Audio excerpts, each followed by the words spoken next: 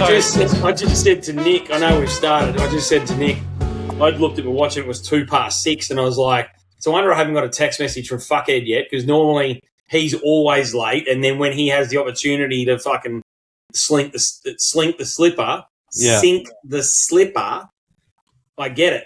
But it was Lincoln's delay this time, and that's okay. That's perfectly fine. Welcome back to the Two Monties. Yeah, welcome back. We always do this. We launch in and just forget why we're here.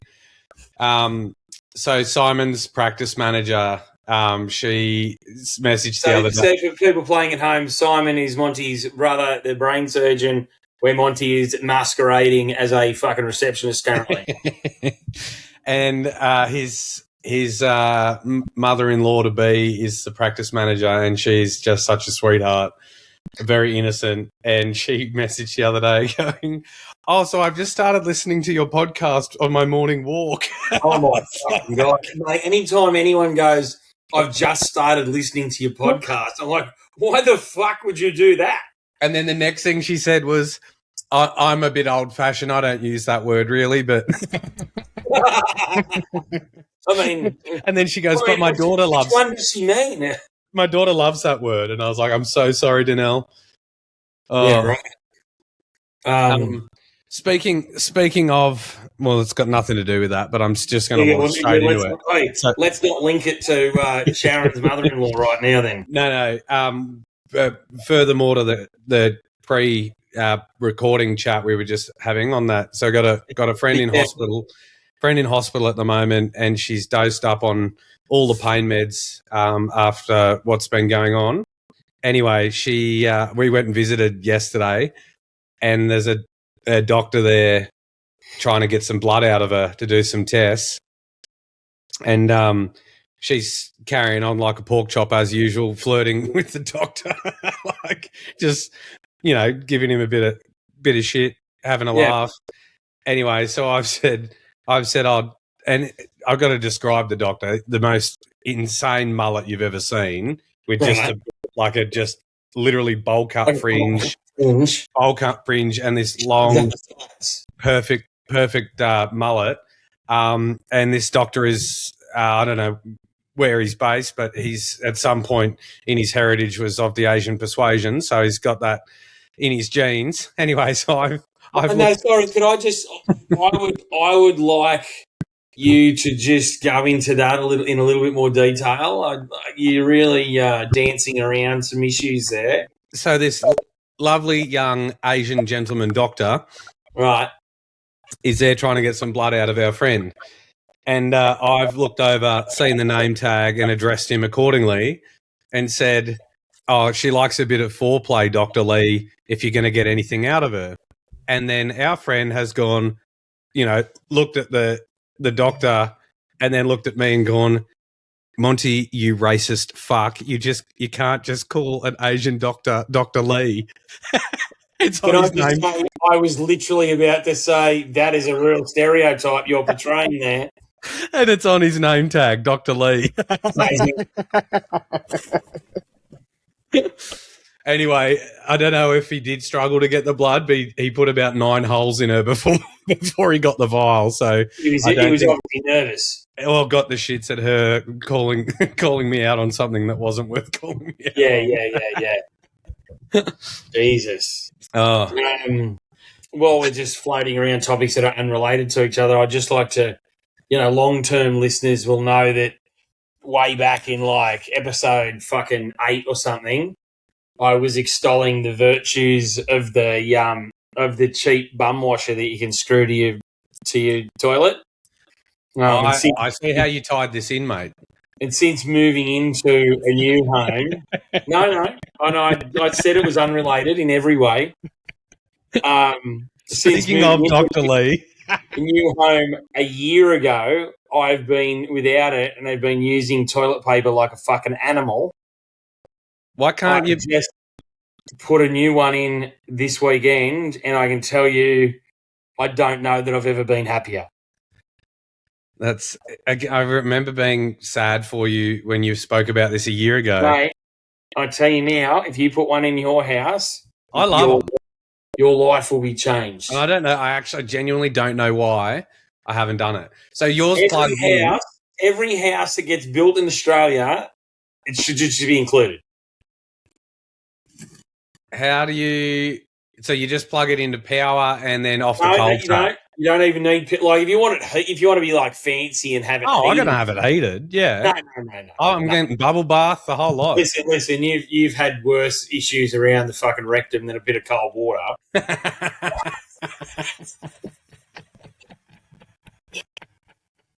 It's Pride Month, motherfucker. I know, mate. No, here I am saying I'll take a jet of water up the arse as fucking short as. Actually, I just saw it popped up on my Facebook. You can get a diploma or a cert something or whatever in LGBT plus GST. Shout out to the LGBTQ HDMI PS5 community. My new favourite is LGBT plus GST. Anyway, there's a diploma of LGBT Scrabbles, but and it was the brief was to help you be more inclusive and I don't know. Who's running this course? Also, did they ever have a diploma of heterosexuality? You know what I love? I love because you are essentially a boomer in a gay man's body. This is the sort of shit that like you hear from some like my mum who goes like, where was the straight person's degree? No, but my take on it is if the LGP diploma is going to teach gays to be more fancy or something, and then is it to teach gays to be more fancy or straight people to be more understanding? I think the latter. But if it was gays to be more fancy, then there definitely needs a hetero one to teach heteros to be less hetero, I guess. It's just it's 4 years of sucking dick at uni. I was going to say, that course entails going, stick this in your gob for the next 3 minutes and see what happens.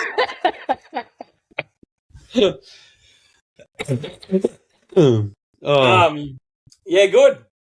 I don't know how we got there. I don't know. We did start somewhere, and I don't know how we got there. That just reminded me of 1,000 Blossoms Bloom, Bob Catter. Yeah. I hosted Shout Trivia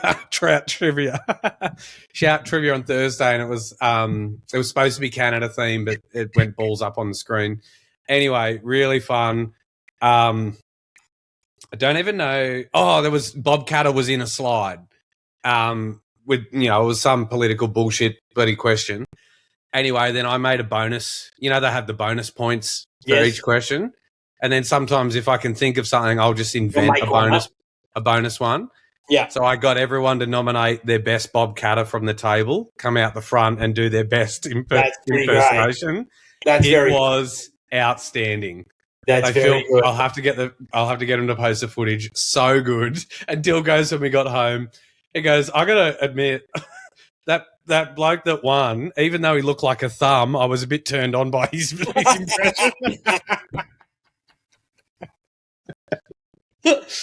Backhanded compliment, if ever I've heard one. What else can we go on about? Oh, here's what I'll do for you. This is a real YouTube/Spotify video, but what about here's your annual reminder to go and get your fucking spots checked and get them whipped out if they look a bit how you're going. They look like at the end of that story. That's a pretty hectic fucking scar. They already had to recess it a fair bit. No, I got the old. So I had one ages ago, and so then I had to go every 6 months, and then every 12 months, and then I went, a month ago. And old mate, shout out to Dr. Julian Jekyll at the Australian Skin Cancer Clinic, but he said that little one there, we're just going to zip that out, and I'll let you know. And I just got a local, no stitches. It's essentially a tiny ice cream scoop where he goes and just puts a Band-Aid over it. What's the big long scar for then? Well, because then I got the call back a week later where he went, yeah, lucky he pulled that out. That's called a basal cell fucking but. Yeah. You need to come back and we will need to take out a an amount around in every direction to make sure that that's all gone. Well, good on you. It's like, look at you, PSA. It's like Jeremy Clarkson and his colon cancer. Yeah. No, he's prostate, I think. Prostate, was it? Yeah, I'm pretty sure it's prostate. Well, it was wherever cancer has no business being. They were his words, not mine. and also, as I've said in a previous episode some years ago, I think, but I hope not to get prostate cancer because I get it checked probably 2-3 times a week, and I'm hoping for the best.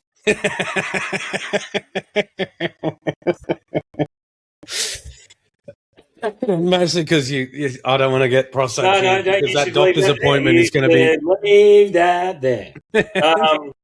Actually, Mel rang me this morning. She said, I listened to your podcast last week and I heard Monty King say that things are a bit quiet and it got me a bit worried. So she rang up just to see how you're going and if you got enough work. And you want to sling me some? No, she's married. She's happily married. No, I know that. I'm well aware. I just didn't know what the nature. Well, I appreciate the concern. Yeah, coming into a busier period that could be busier. I said no. He's fine. He's driving DD now. So what? You're driving DDs? Didn't we talk about that last week? I don't think so. Paying for the express delivery and DoorDash. I'm not yet. DoorDash. That's it. Look, I have a reasonable list, but you told me you've only got one. So do you want to launch into that? So I've done it already. Oh, the thing, was it? The hospital thing? The hospital thing. Oh, very good. I've just got a note here. The note says Dr. Ree because I knew I'd remember it from that. Oh, my God. Fuck me. So I've got a number of things. One of mine is about, so the other day, my eldest bloke goes to, I don't think anyone, people are a bit hesitant to say where their kids go to school or whatever online in case someone tries to steal them. Well, if you're trying to steal my fucking giant 13-year-old, good luck to you. That is such a boomer thing. When we bought the house, like, do you know your address is on there? Yes, I posted the fucking thing, mate. I know. I know the address is on there. Yeah. So anyway, my big boy goes to Hunter Sports High, and it's within walking distance to my place. For some reason, he refuses to ride a bike. He won't ride a bike. Which you did teach him, didn't you? No, he knows how. He just refuses. I think it's because his peers all ride motorised versions, and he doesn't have one and doesn't want to use his legs like a loser. And I go, well, then fucking walk, cunt. So you've given him the Povo pack, and he refuses to let you embarrass him. He'll have that for some time. Anyway, so instead of a 5-minute ride, he's got a fucking 15-minute walk. Anyway, I get this phone call, and when 3:10 the phone rings, invariably I know it's going to be, can I get a lift? Anyway, he goes, something's happened, and I don't know what it is. It's something about. So Hunter Sports High, and we really need to be careful here, I guess, because he still goes there, or will do for some time. But what are you worried that his peers are listening to the podcast, mate? No, I don't know what I'm worried about. But let's say it's an eclectic socio-economic mix, right? So it's obviously done. It's a very selective high school for sporting achievements. So there's a lot of kids that are trying to get in there that are have sporting abilities, and there's also the net of kids who live within the area who go there, which we are as well, because my big fella doesn't have any particular sporting prowess. I wasn't going to ask the question. No, and that's fine. No, that's a lie. I was definitely going to throw you under the bus. Anyway, so it turns out the week, so he rings me and he goes, I can't leave the school. Can you come and pick me up? And I go, what do you mean? And he goes, oh, something's happened. The police won't let us leave the thing unless our parents are here. And I go, the fuck are you talking about? Anyway, please tell me he's pulling a Swiftie because he knows you were going to say fuck off and walk home. Mate, regardless of the police presence, I was still going to say that. And I said, anyway, there was a bit of to and fro, and then he rings me back and he said, well, we're allowed to leave now, but we have to have a parent or I go, mate, right, I'm on my way. So I fucking jump in the car, I roar down there. And people who live in the area will know, it's a big high school. There's probably 1,000 kids. And when they're all leaving at once, the traffic in that stretch is diabolical, right? And the way, from my house, I'm heading towards Belmont. I'm on the opposite side of the road. And the way you're supposed to go is down to the lights near Toyota. There's a turning bay and then you come back. It gets banked up there. Like there'll be three changes of lights and the cars don't move. Fucking don't move. Yeah. I'm in a Hilux. The only thing stopping me turning around is the fucking median strip. No. Nothing's stopping you turning around, as we're about to find out. This is correct. So, and there's no cut. There's not a cut. Like I'm not cut in front of cars or anything. There's no cars. Like it's fucking empty the other way. Yeah. So I just go, fuck this, whip the wheel around, jump the median strip, and as I do it, I notice that the car, not behind me, but the one behind that, is a paddy wagon. Which also, nothing's stopping it jumping a median strip. So next thing you know, the fucking woo comes on, they jump the median strip. I've already parked by this stage. Out the front of the school? Yeah. They pull up right next to me. I put my window down. Passenger window goes down in the paddy wagon, and it's a bloke and a chick. And the chick's in the, I should say female police officer, is in the passenger seat. And she just looks at me and she goes, "What the fuck, mate?" And I go, because as soon as I saw him, I thought, oh, I'm fucked. I'm so fuct. Because you got half a point or 3/4 left? Oh no, I had mine all back up until recently, and I might have lost 2 or 3. So I've got I've still got a fair slug, but I still like going. This is going to which is like I'm prepared to battle this out verbally because I've got enough points. I will say every day of the week. Like I many years ago, I got done DUI for a Sunday morning after a huge Saturday night. I'd been to bed for 3 or 4 hours. I was on a Macca's run. I got done. The bloke got me. There's no argument. If I'm done cold, I will go hands up. There's no argument here. I understand I've done the wrong thing and you've caught me. Which is essentially what I did this time. The chick rolls down the window and she goes, I don't think she said what the fuck, but the look on her face certainly said what the fuck. And she said, "What are you doing, mate?" And I went, I don't know what to tell you. You've just got me. I said, and she goes, what were you thinking? And I said, I wasn't thinking it. I'll be honest with you. I'm at home. I've had the late call up because there's some sort of carry on down here that the police won't let me kid out of the school. I've rushed down here. I've jumped the thing. You've got me cold. And she goes, "Mate, you are kidding yourself." And I go, I get that. I understand that. And she goes, "Fuck, mate, whatever." Winds the window up and they drive away. So I go and pick up the young bloke. So as it turns out, the week before, some chick's been bashed up by 2 other chicks who have been expelled, and now they're lurking outside the school waiting to fucking get this other bird. So they're not letting anyone out of the school. So that explains the eclectic socioeconomic mix. But yeah, so mate, I was. This is normally the part 2 where I would call a spade, and then Lincoln has to bleep out the next 10 words, and you look super shocked, like that time I mentioned that. No, I'm on my best behaviour for Danelle. I'm not even going to swear much. Oh, excellent. I can cross the median strip, jump off my list. Well, here's a question for you.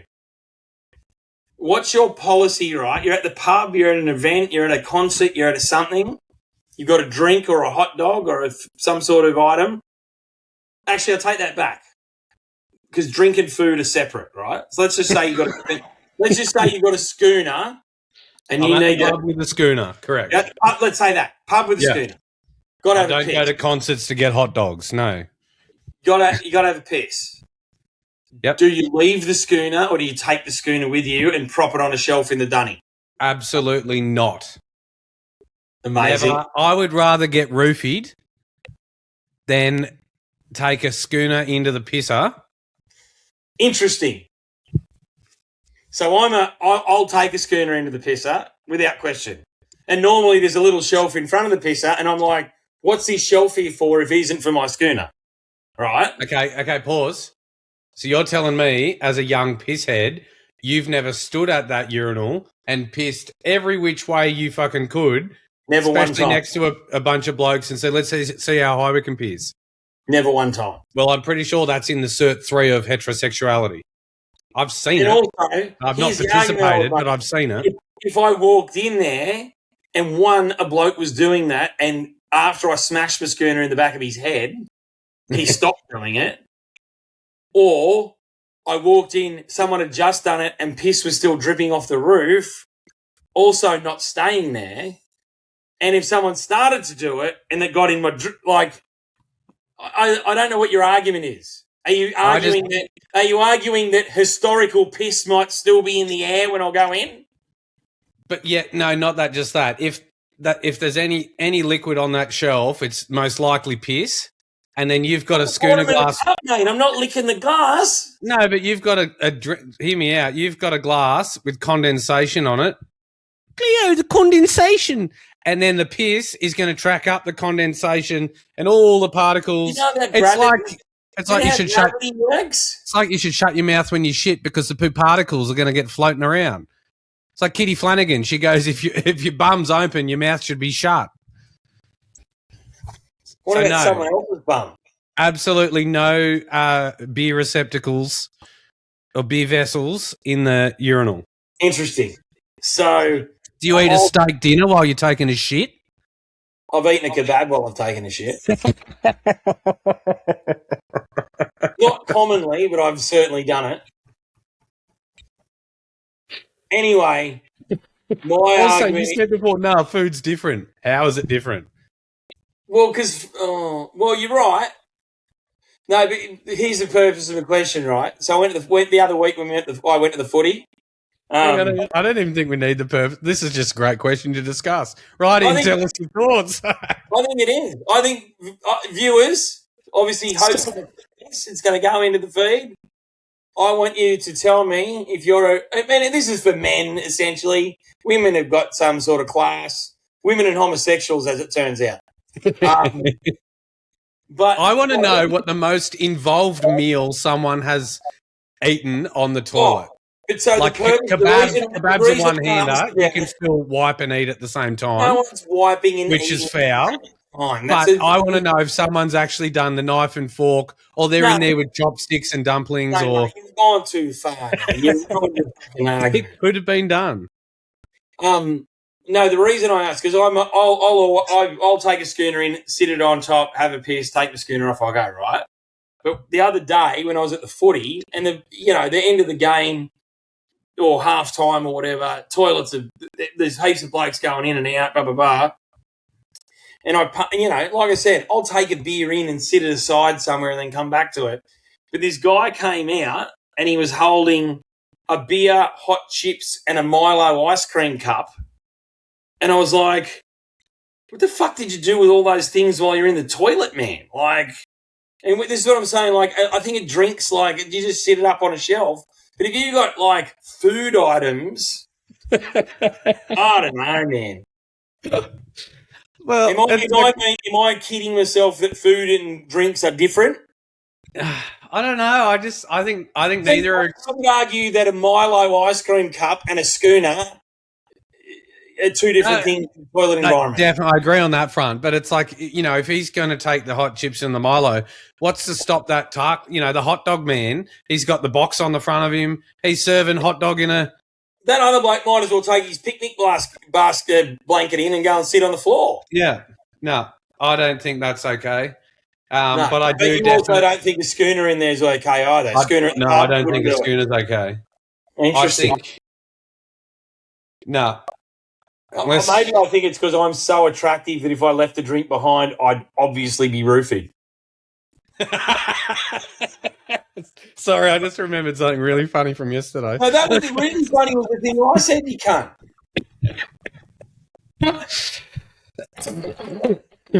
No, I don't know. But girls, you think girls' toilets are better than ours? Who said that? Well, you said girls have got class. Not in the bathroom, I don't think. Yeah. I just don't think as a rule, they would take, comestibles into the toilet region.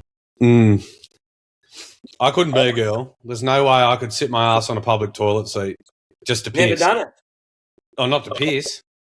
Well, obviously not to piss. Jesus. And I'd almost rather. Sometimes I look like if I'm on the road too, and I pull up and in the middle of nowhere at 2 a.m. I'd rather shit myself than go to a truck stop toilet sometimes. Bro, this is going to be an unsavoury topic of conversation, but I'm going to go back to when. Actually, I haven't even talked about this on the podcast because I've got a bunch of things to talk about from this trip. But Nick and I on the June long weekend went camping out at a place called St Albans, which is like way out the back of nowhere. Wedding people might know St Joseph's Guest House is out at St Albans. Mm-hmm. But it's you might have been there on a bike ride, actually. It's one of those roads that bike riders love to turn up to. Anyway, it's got a free camp across the road that doesn't have any facilities, but it's right next to a park, so there's a public toilet. And then essentially, if you go into the pub enough, you can just use the pub toilets or whatever. But one of the mornings, I went to the public toilet because I was like, the pub one's copped a bit of a hiding over this long weekend. I'll go to this public one. Mate, I opened the lid. And there was my kebab from last night. You know what? It might as well have been, mate. It was like my calf, this shit. I've never seen a shit like it in life. No. It was so big. I don't want it. No, I don't think we need to. I don't think we need to do this. It was going under the S-bend and its head was still sticking out of the water and as thick as my forearm. I went, this can't be real. I'm going to flush and this will go away. And I flushed the toilet twice and I went, short of going and getting a stick to break this up, I can't. And so I left. Mate, of all the things we've spoken about on this podcast. No, here you go. I got one else. I reckon this will close us out. Same trip. I feel genuinely sick. Yeah, good. Same trip. So anybody that's been to St Albans will know the pub there is I think it's in one of the top 5 oldest pubs in the country, right? It's this. There's nothing else in the town except 5 houses. It's this real. It used to be on the old Cobb and Co track. And that's tiny little. It's not a tiny little pub, but it's sandstone. You've got a duck to get in the front door. Population 50 and 40 of them work at the sewage treatment plants trying to break up the world's biggest turd that come through the pipe. They didn't then, but they do now. But anyway, so we're there on the June long week, and as it turns out, the June long weekend's pretty big there. A lot of people turn up, a lot of musicians, and they just turn and sit out the front, and they all jam together, and everybody's singing and it's fucking awesome, right? But so the second night we're there, there's a table next to us with a couple who are camping. There's 2 couples camping right near us there at the next table. And one of the couples is as it turns out, they're 85. But they've got a van, that they sleep in and they drive to the next spot. But old mate, skin and bones. I do understand the concept of a caravan. Continue. No, not a caravan, a van.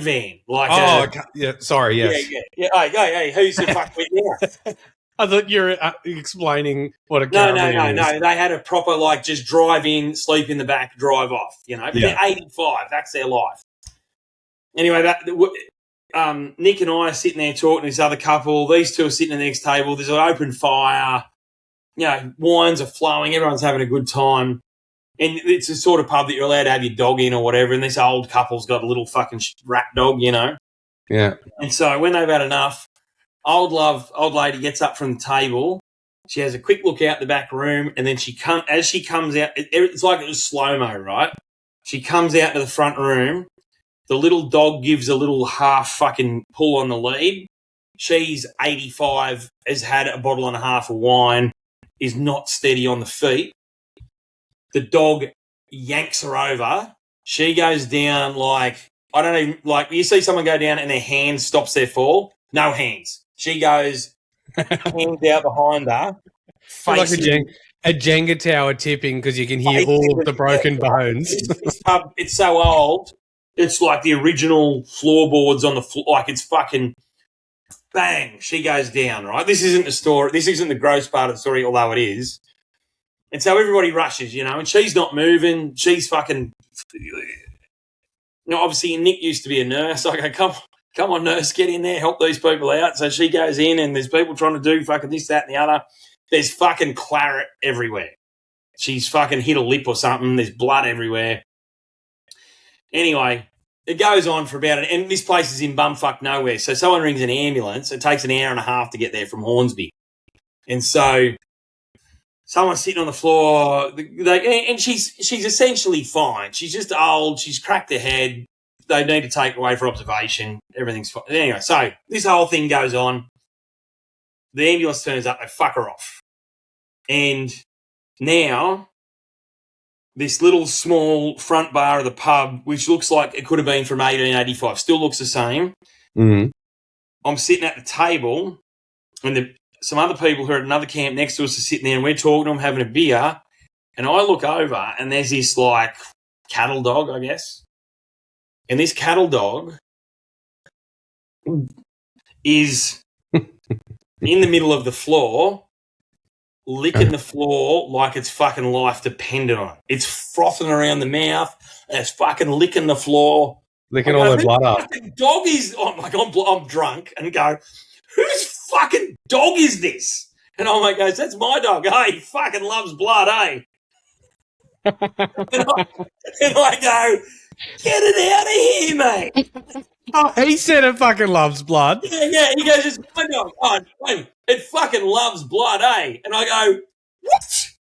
Get it out of here. Like, and so where old Love's lost all the claret on this old fucking floor, this dog's there fucking frothing around the mouth. I go, get your fucking dog out of here, mate. And so he goes, oh, mate, if I cut my finger or something home, it fucking runs in like nothing else to lick the blood off the floor. I'm like, this is the worst story I've ever heard, mate. Don't tell people this story. Can understand if it's a farm dog when you used to castrate because you just sling nuts over, like they would be as full as after eating 200 testicles. They were in their own camper van here for the weekend. They might have come from a farm. I don't know. He was a big old dude and his wife or whatever. But I go, the answer to whose dog is this in a public pub licking up blood off the floor, the answer to that isn't, oh, yeah, he fucking loves blood, eh? Like, that's not the answer. Like, get rid of your fucking dog. And then for the next 3 days, they'd walk past the campsite and I'd go, look out, here comes old fucking Dracula and his owner. Oh, God. That's so chat. Mate, what do you call it? Claret. What is claret? Yeah. Claret. Like red, like, claret's red wine. Like, spilled claret. Hello. 31, not 81. Also, clip that, Hope. Put that out. We'll see what people got to say about that.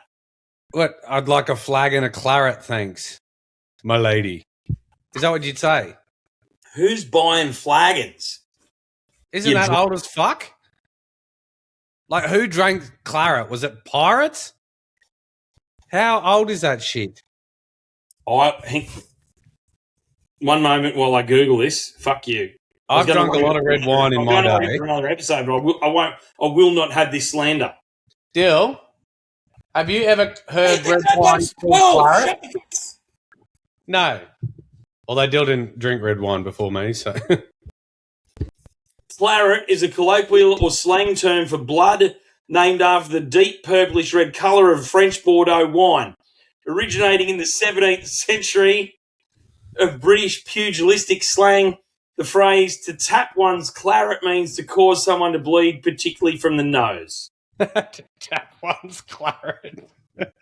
What'd you call me, a fucking parrot? That'll do it. All right, we're at 34 minutes. We've said fuck all. Let's move on with our lives.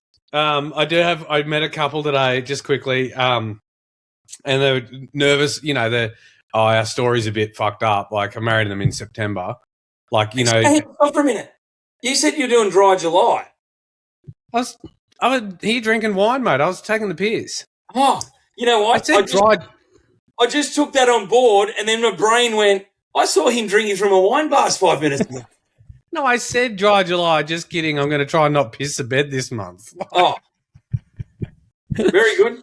Anyway, met a couple at Shout who I'm marrying in September, and they start telling, like, you know, we're talking about the questionnaire and their story, and that, you know, you can tell they're trying to tell me something without telling me. Like, basically, there's going to be some shit that you need to know but you can't say. Sure. We get that all the time. Yeah. And then she goes, and I know you don't like empty chairs, but there's going to be one with my mum's name on it. And I was like, no, it's not, like, that's fine. It's when you've got 50 empty chairs for 100 people. But if there's somebody that's died, then yes, you have the empty chair. That's also, she's obviously listened to the podcast. No, she reckons it was on my website. Oh. But then I don't know. Anyway, maybe it might have been the podcast. Anyway, so she goes, I said, so what's the story? Did mum die? Or she goes, no, she's just not coming. I said, oh, is mum a piece of work? She goes, no, she just got dementia. She said, but, you know, I would still want you to say something about it. I said, well, that's easy. I said, mum would love to be here, but she couldn't remember what fucking day the wedding was. Yeah. And she goes, like, I said that as a joke, and she goes, oh, my God, please do it. Dad would love that. Jesus. I was like, sweet. Fucking hell. All right. Well, and I'd like to say, mate, you know, in the given that we're doing them one a week at the moment, I'd like to congratulate you on the cough has certainly improved since the last couple of episodes. Thank you. No, I do feel better. Yeah. Because I've listened to them both back, and the amount you were fucking got, I was like, someone should ring a fucking medical authority and have this bloke locked up. Well, and considering that was only sort of part way through the bird flu. Actually, that's it. The bird flu's back. That's what I had. Don't say that, Nick, just because Nick has like 50 fucking eggs a week for breakfast and very concerned about the egg supply. And I didn't even know bird flu was back, and she said to me today, oh, someone on the Central Coast has found bird flu. I'm a bit worried about the eggs. Oh, my God, this is so good. You're going to roll over one morning and think you're on the set of Sesame Street like you're fucking Big Bird, and you're the grouch. What does that mean? I don't even understand. Well, if he eats enough eggs and gets bird flu, turns into Big Bird. That's excellent, Lincoln. Isn't the grouch the bin? To turn you into a fucking bird, you idiot. Well, why is she worried about getting the bird flu? That's where the eggs come from, you fuckwit. Well, I'm pretty sure if you Google it. If they kill all the birds, there's no eggs. Where does a bird come from? An egg. Am I wrong? I got to go. I can't have this conversation anymore. Hey, thanks for, what is it called? Thanks for coming. What do we say? See you next Tuesday. Fucking blacking out. I think I lasted a whole episode.